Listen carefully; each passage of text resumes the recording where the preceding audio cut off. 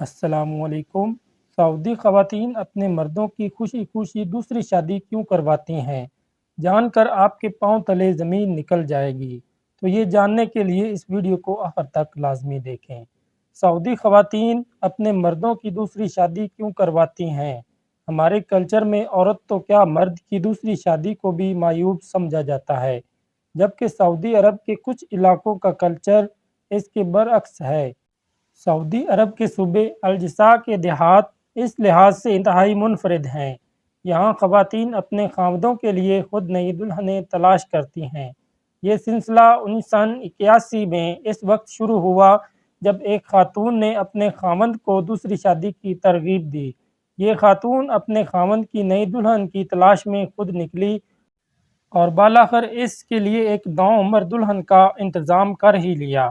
ابتدا میں تو لوگوں نے اس خاتون کو پاگل قرار دیا، لیکن اس نے یہ دعویٰ کر کے سب کو حیران کر دیا کہ اس پر آسیب کا سایہ تھا۔